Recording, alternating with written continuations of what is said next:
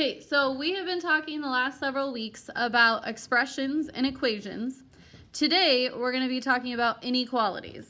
So an inequality is very similar to an equation, except instead of seeing an equal sign in the middle, you're going to see a compare symbol, okay? So an inequality is a mathematical sentence that compares expressions. So instead of saying x is equal to 7, you're going to see things like x is greater than 7. Okay? We're going to be practicing today graphing inequalities. So we're going to have number lines and we're going to have an inequality, and we're going to practice showing a picture or graphing on a number line that represents the inequality. Okay? So I have 2 hints I'm going to give you before we start taking some more notes, and that is this. Before you graph, you need to make sure it's in the correct order. Okay? So the first thing you should see is the variable. Okay? So X, Y, Z, L, M, it doesn't matter. The variable is going to go first. Then you should see the compare symbol, which we're going to talk about the 4 of those in a minute. Then you should see the number. If it's not in that order, you need to put it in that order before you continue. Okay? So variable, compare symbol, number. You're just going to make sure that they're in that order. Variable first, then the compare symbol, then the number at the end. My biggest hint for what we're doing today is that you're going to read it out loud. Oh no. Okay? So when you see an inequality and you're going to graph it, you're just going to read it to yourself. Because when you read it to yourself, chances are it's going to make sense about what you need to do. Okay? Because we're creating a picture that matches an inequality. And an inequality is a sentence. Okay? All right, so there are 4 symbols you're going to see today. You're probably going to recognize them. Anybody know what that says?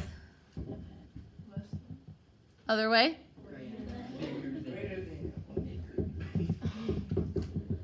So if I'm reading left to right, if I have x over here and a number over here, I would say x is greater than 2. So if I flip it around, that's going to be less than. Good. Okay?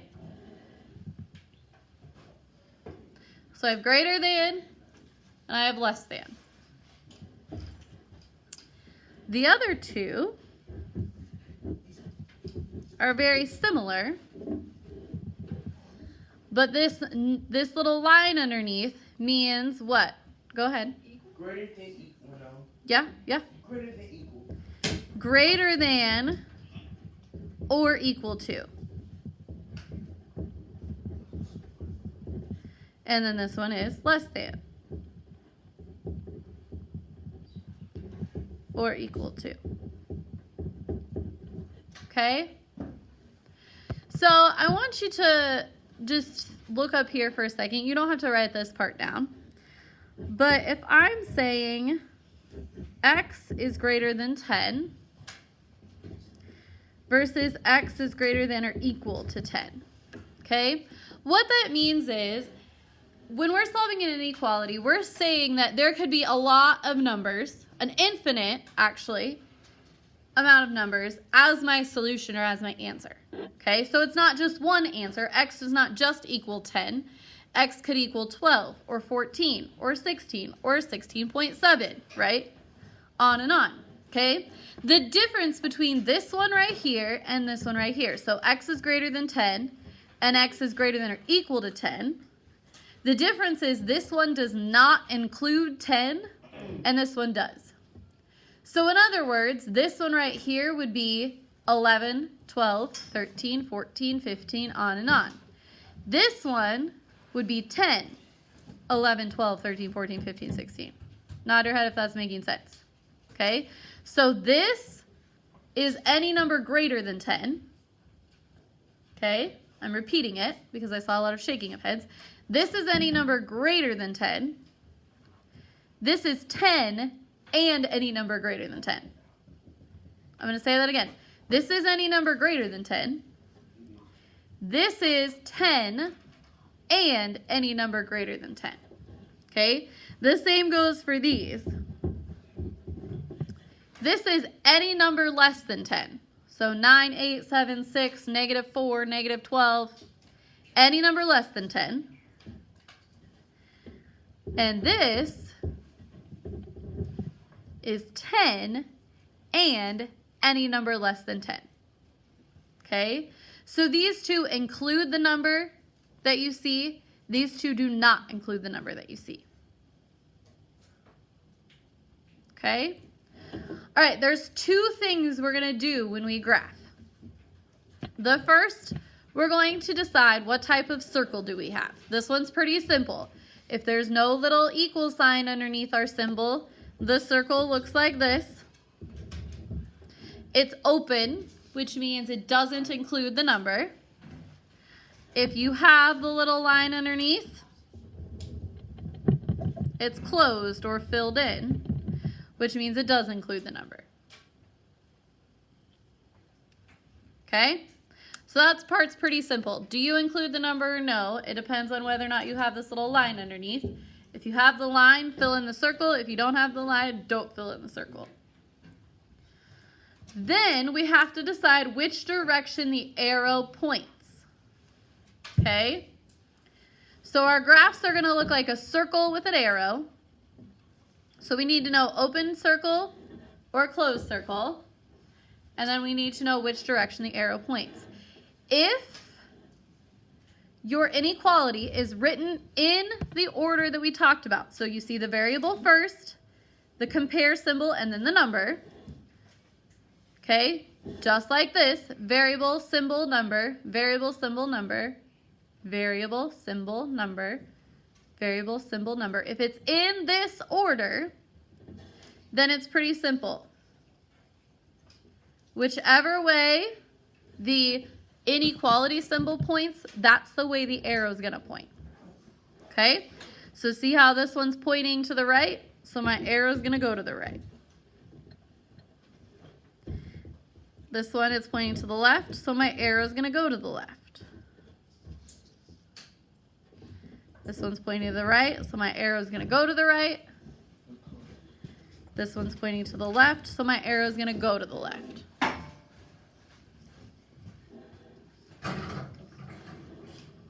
Okay?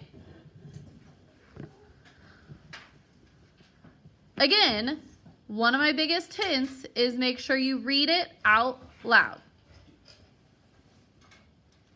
Okay?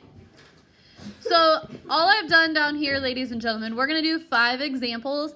I just rewrote the problem a little bit bigger because I know it's really difficult to read. Okay? So I'm going to read this one out loud. F is greater than 7. My goal is to show that in picture form. F is greater than 7. So F is any number greater than 7. So since I don't have the little equal sign underneath it, it does not include the number 7. It's just any number bigger than 7. So I'm going to go and find 7 on the number line, and I'm going to put an open circle above the number 7. Okay? Which is between 6 and 8. If I'm talking about every number greater than 7, it makes sense that my arrow would point to the right because I'm representing every number greater than 7. Okay? So F is greater than 7 would be an open circle with an arrow pointing to the right.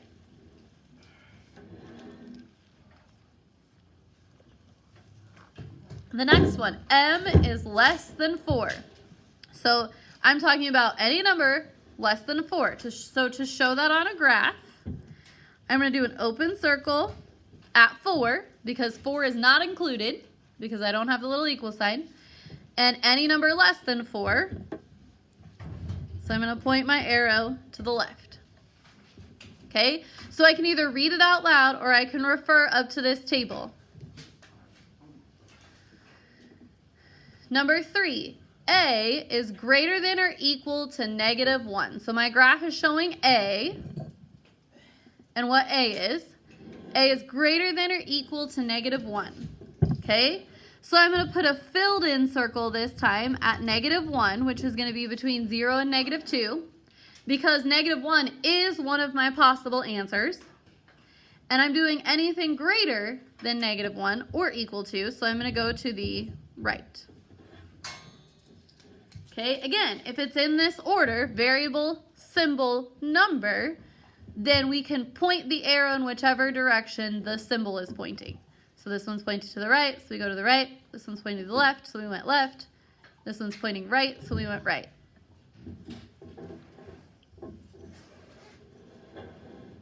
Okay, inequality symbol pointing to the right, arrow goes to the right. Pointing to the left, arrow goes to the left. Okay? All right, number 4, Z is less than or equal to 5. So I'm showing what is Z. Okay, since we have the little equal sign underneath, or half equal sign, we're going to put a filled in circle at 5. And we're showing anything less than or equal to 5. So we're going to go to the left. Okay, now don't go ahead to number 5, because what do you notice is different about number 5?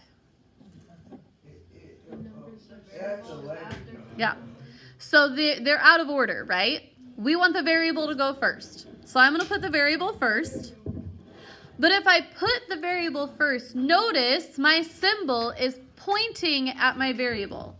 So I still need my symbol to point at the variable.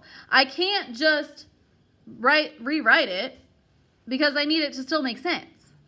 So 6 is still greater, right? So I need to point my symbol, or flip it around, at the variable to rewrite it, okay? So I can rewrite it if I need to, but I need to make sure that I'm also flipping this symbol around, because I need it to say the same thing. Because here we see 6 is greater than or equal to P. If we just flipped it around, it wouldn't make any sense. But here, see how we did it so that 6 is still greater. Okay? All right, so we're going to come over here. Now that it's in the correct order, P is less than or equal to 6. So since we have the little line underneath, our circle is filled in, and we're going to point to the left,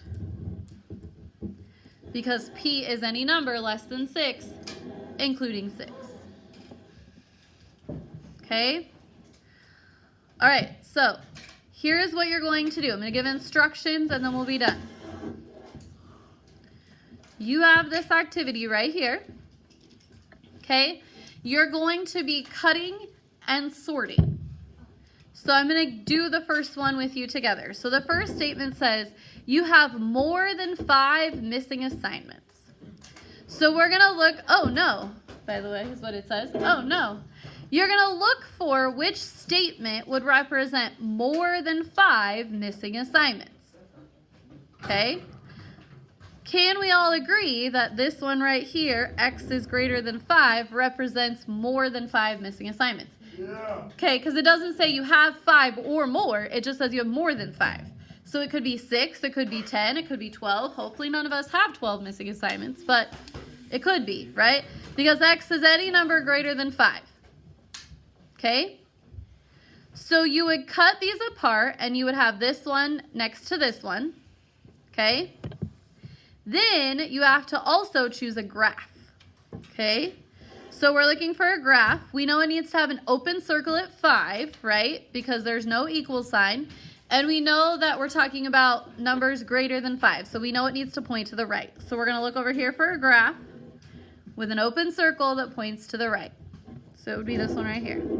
Okay? So I'm going to match this first statement with this inequality with this graph. And I'm going to lay them out together.